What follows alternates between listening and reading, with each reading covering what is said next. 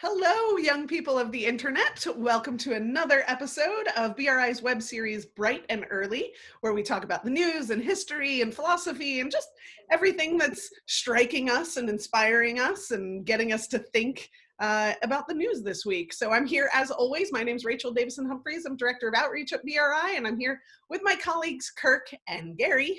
Hi, how are you? Hey. So guys, it's the beginning of another week. How are we doing? What are you thinking about?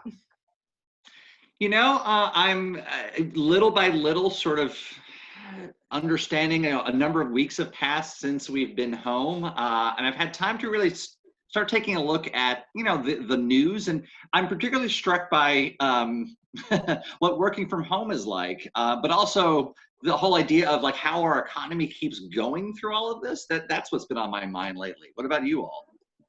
Yeah, same for me. Especially, I feel like this week there's been more and more conversations about what things are going to look like on the other side of this crisis. So, and as significantly, how much this crisis is impacting the economy, and how hard that is on many families across the country, and in that being a motivating factor for wanting to get things open when we can and when it's safe.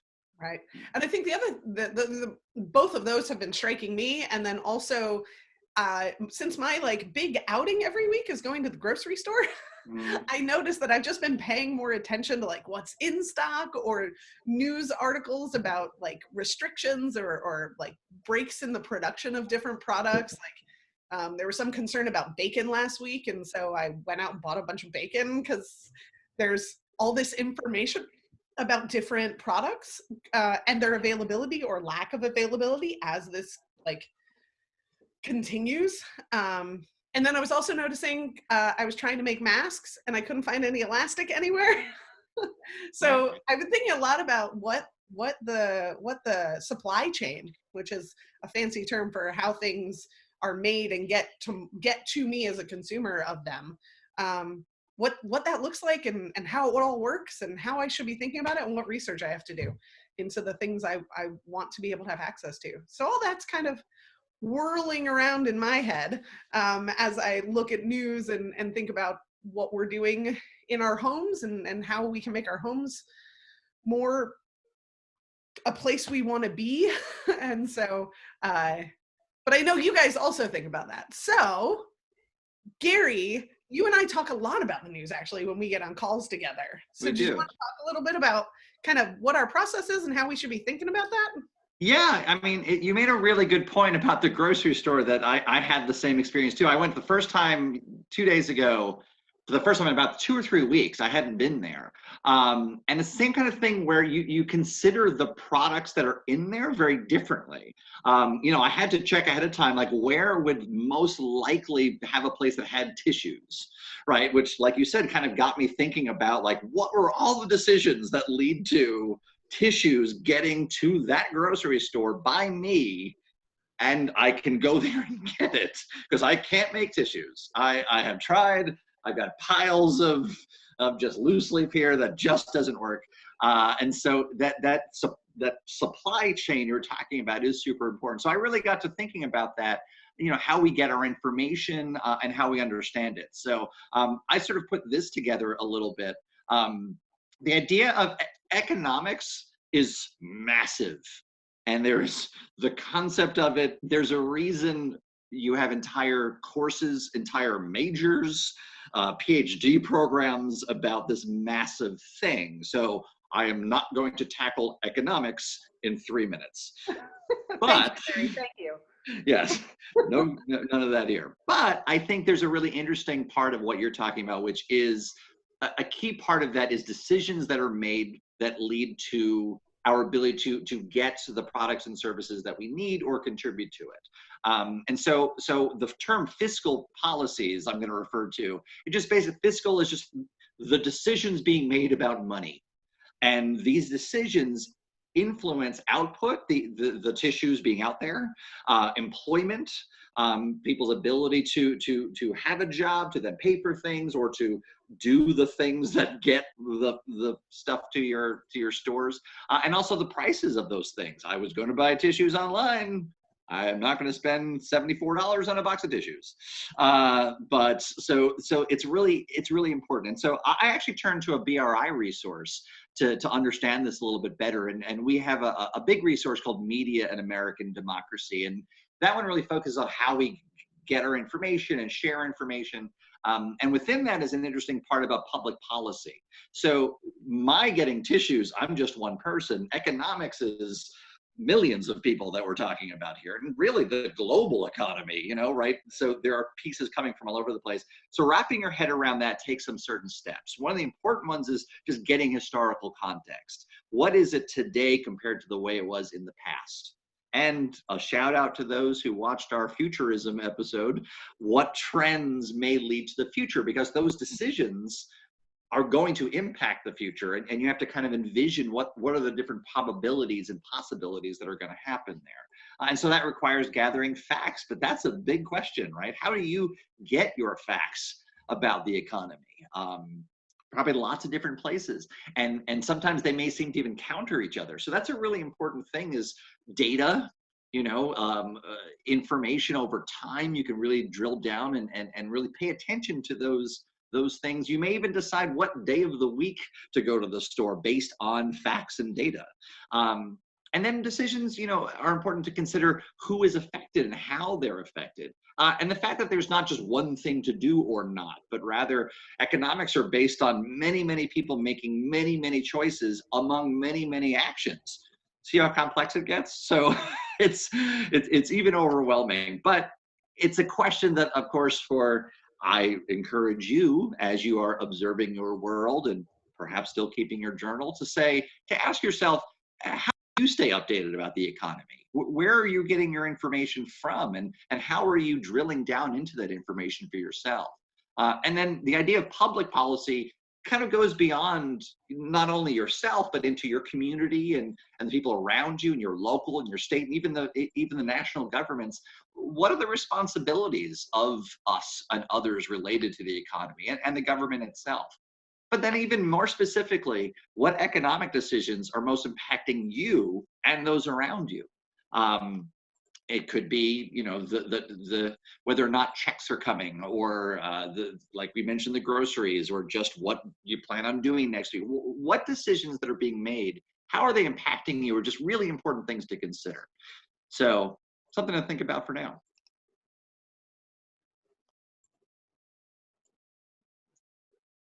Well, I think that's absolutely where we should be when thinking about our how to get into all of this conversation that's happening. The first bullet point on your first slide, though, was all about historical context.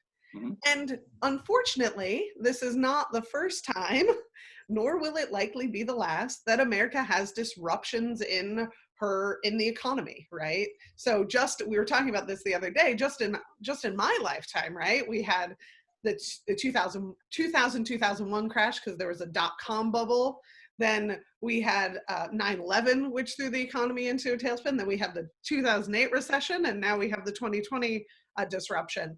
But there's even more context than that. And I know Kirk has been thinking about all of the context and kind of where does this particular episode fit into the history of economic disruption in the US. So Kirk, why don't you take it away? Yeah, absolutely. And I think I just really want to underline as well, you know, Gary's point, which was, you know, economics is really complex. So we're not going to try to cover everything about economics in just the few minutes that we have here. But it is interesting to look at historic context, and then also just to take a look at how it is that we assess some of these moments in history where the economy has faltered and had trouble. So Rachel mentioned two of them. One of the big ones that I'm sure you've all talked about in your classes is the Great Depression, which started in October of 1929 and lasted for about a decade. And it's measured by high unemployment and a sharp decline in the GDP. And it lasted until about the Second World War. And it's during that time that we get, obviously, all the New Deal and all the the alphabet soup of programs that I'm sure you've heard about. There's lots of historical debates about what caused the depression in the first place, why it lasted a decade, what actually brought us out of it, when it actually ended is even something that's up for debate. And I think that all points towards two things. One is that historical interpretation is always wide open. It takes us being critical consumers of information to really dig into and figure out. But it also shows that economics is really complex. And even when we have all the data that we could possibly want, we still struggle to figure out what causes these downturns. Obviously, the challenges that we're facing now aren't strictly economic. They're economic because we've chosen as a society that isolating now is a cost that we're willing to have in order to have long-term benefits, to put it in economic terms, of a lower number of infections and deaths. And so thinking about the Great Depression, another one more recently, which Rachel mentioned, was the Great Recession, which happened in 2008 as a result of the subprime mortgage crisis. Again, these strange terms that actually all mean very significant things. And recently there's been a lot of talk about TARP, which you might see in the news, which is the Troubled Asset Relief Program. It was the last time that the government invested directly into the private economy at the level that we're doing now during this crisis. And so I want to just take a couple seconds here to talk about our well, that's not what I wanted to do, but to talk about our the different definitions that we're working on. And so Rachel's going to talk about a couple different ways you can find out more information about these, but I think it's important to note what we're talking about when we're talking about unemployment. We're talking about gross domestic product, or terms like inflation and deflation, which are going to be coming up too. And unemployment, when we say the unemployment number, what economists are really talking about are the number of people who within the labor force are out of work. So that seems like, okay, yeah, I get it. People aren't working, they're unemployed. Well, what economists really mean are people who are in the labor force, meaning people who would ordinarily be working. So not younger, people who are too young to enter into the labor force, or retirees, for example, people who are beyond the age of normal employment. Those people wouldn't count in that overall number. So this is looking specifically at the number of people within the labor force who are out of work. And then GDP is another one we'll probably hear a lot in the news. And that is the market value of all finished goods and services produced within a country in a year. Again, okay, so it's the stuff that we make. But it's actually more nuanced than that. So you notice that it's finished goods and services, which means it's things that consumers are purchasing after they've been created. So for example, if you go to the grocery store as a consumer, like Gary was talking about, and he buys his eggs for his breakfast in the morning, or maybe his Honey Nut Cheerios. You know me. That is a finished product that's being purchased. Now, if it were a baker who's buying eggs and butter and milk, those purchases don't count toward the GDP. But if he makes those into a cake, and that cake is sold to me for my birthday, for example, then that would be counting toward the GDP. So again, this just points towards how complicated these terms are, and that economists, when they're throwing these things out there, they mean very particular things. And it's important to listen closely to what it is they're saying and to research some of these definitions yourself, because knowing them, it helps you to better understand what is actually being talked about. And so when numbers are thrown at you, it can seem overwhelming, but when you get a better handle on these definitions, it can start to paint a more clear picture. And so inflation and deflation are that too. So they're not saying that prices are going up and prices are going down, even though inflation is a measure of prices going up, and deflation is a measure of prices going down. But packed within those words are actually even more complex things that economists use to forecast and predict what might be happening, and to help us better understand how it is that we're working within that supply chain, and ultimately coming to the question of, how do I know that when I go to the grocery store, I'm going to be able to buy the things that I need, or if I will be able to. And so it's important for us to really nail down these definitions in order to really understand it. Yeah. And I think the big thing is that the big thing to think about is that while all of this is very complex, and we keep saying that, and yes, it is a field, there are ways to go out and figure stuff out, right? there are ways to you as young people who will eventually be entering the labor market, right? Who are planning to go out and provide a service that other people want to pay you for at some point in your careers. Really understanding the complexity is part of it, right? And I think something I often stand in awe of is the fact that, as Gary mentioned, that when I go to the grocery store, there are tissues. They didn't know I was coming. I don't know how to make tissues. No one at the grocery store knows how to make tissues. And yet when I go to the grocery store, 99.9% of the time, they're tissues. I think this is the first time in my life I've ever gone to a grocery store where there weren't tissues, right? Or toilet paper or paper towels or whatever paper good I was looking for. There are lots of reasons why that happened, and that could be its whole other episode. I got really into toilet paper crises, and turns out that there have been a number of them, and Johnny Carson was involved at one point. There's a story there. But Historical context, yes, that's true. That's for a different time. But just that things like, even things like GDP, when you think about the fact that GDP is a signal of what goods are available to the consumer, right?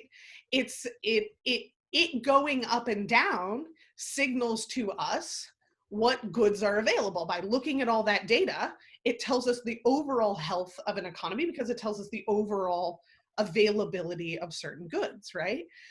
And again, the goods getting to market are this incredibly complex process. So I'm going to share my screen here now. But we have this notion that, well, why can't the farmers just get their stuff to the market? There's so many steps in something very simple that I think it helps to really try to think about all those steps. One of my favorite examples of this is a movie called I, Pencil. You can find it on YouTube if you just type in I, Pencil. And if you go to YouTube and you watch I, Pencil, there's also a video or an essay that you can respond to. But this movie, it's only 6 minutes long, is really about the fact that no single person knows how to make a pencil, right?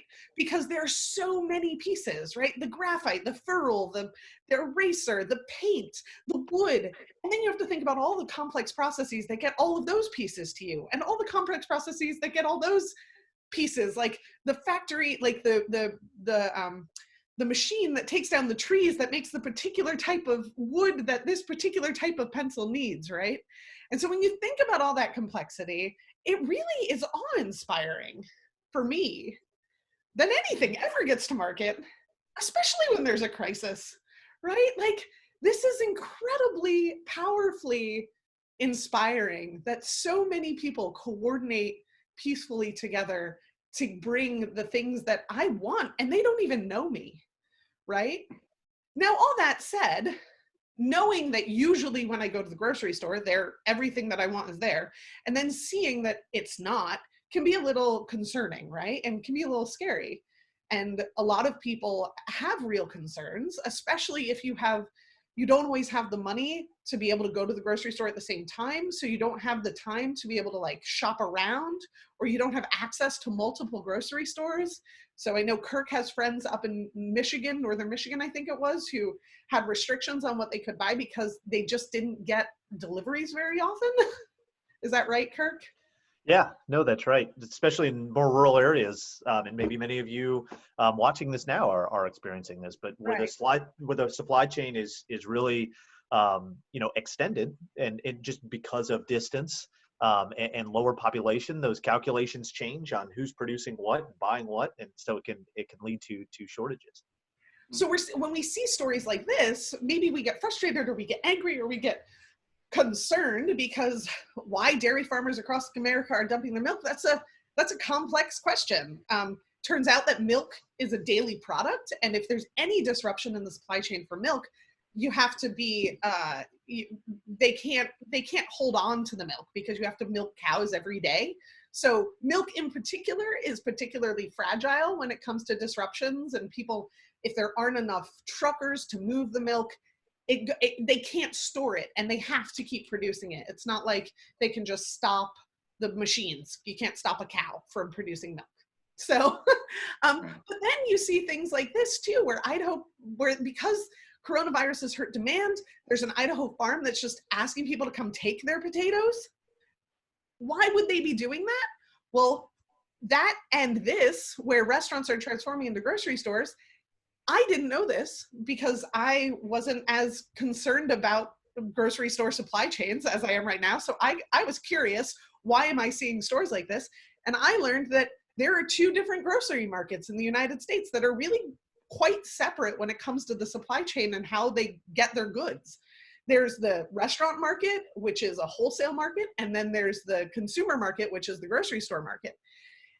And they have very different processes for getting things to the people who are buying the goods. Things as simple as nutritional labels. So like when you go to a grocery store, you always see nutritional labels on stuff. Well, the farmers that sell to the wholesale and restaurants don't have the data for the nutritional labels. So they're actually not allowed to sell to the grocery stores. And all the processes, the years of relationships and trucking systems that go into getting things to restaurants take time and resources to be able to try and transition them. And so you have this gap where you see things like grocery stores just becoming, restaurants just becoming grocery stores, because that's what the farmers can do. Or you see kind of this lack of ability to get things to market. So all of this for me, but I wouldn't have known that had I not been interested right now in what's happening right now. I wouldn't have discovered that. And that's the incredible opportunity for you. So I think one of the things that our call to action right now is to become citizens who are able to make their way in. Oop, I think I'm sharing that to everyone. We have a chat that goes on in the background, and I wanted to make sure that Kirk, who has to leave, was able to. I'm keeping him longer. I didn't see anything. Just a few minutes.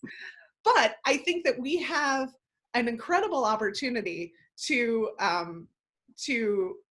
share our space and our knowledge with those around us. So there are amazing organizations who are able to help you understand what's happening. One of our favorites and a good friend of ours is called MRU, Marginal Revolution University. If you haven't been to their website, I highly recommend it. Their YouTube videos are fantastic, and they can be actually really fun. They play with different themes, but they also explain principles really clearly. So if you're interested in any of these concepts or topics, highly recommend our friends over at MRU, Marginal Revolution University. And then lastly, again, this is about you and your role in society right now to be an informed citizen and an informed consumer, able to make good choices based on good information. As you grow into being a member of this economy, a contributor to the economy, a contributor to your communities. So there's a lot to learn when it comes to the field of economics, right? But start with just one story and really dig down. Why is it that those potato farmers couldn't bring their potatoes to market? Why is it that my local restaurant wasn't able to, or my local distillery wasn't able to make hand sanitizer? And ask those really, really interesting questions and dig down. And I think you'll be pleasantly surprised at the complexity and how much you can learn. So with that, we're going to let Kirk go because he has to leave. But gentlemen, what are your final thoughts? No, I think you're exactly right. There's complexity shouldn't, to me, complexity doesn't mean stay away from it. It just means dig down further into it. And I think cultivating or fostering that feeling of curiosity into this complexity brings us a little closer rather than distances us. And I think that's interesting. Yeah, I agree. It becomes sort of like it's an investigation, right? It's complex in the sense that there's a lot going on, but it means there's a lot of stories to follow, and there's a lot of trails to go down, and a lot of things to dig into, and it can turn out to be really, really interesting. And the YouTube hole for economics is very deep. If you want to know about economics on YouTube, there's a lot out there. Some of it's better than others. So make sure that you think through what Gary was saying about analyzing policy and being a critical consumer on the internet of the resources out there. But on that note, thank you so much for joining us for another episode of Bright and Early. We are so grateful that you take the time to listen to us and join us. And we always want to hear what you're interested in, what you have to say. We know what excites us, but we're here for you, the young people on the internet. So please comment, send us tweets, Facebook, let us know. What are you thinking about? How do you respond to this? If you're watching this with a class, let us know. We'd love to hear from your class. We may even give you a shout out. Or if you've been doing anything interesting, you'd like to be a guest, let us know. We'd love to have you. So on that note, thank you. Be well, take care, and we'll see you next time.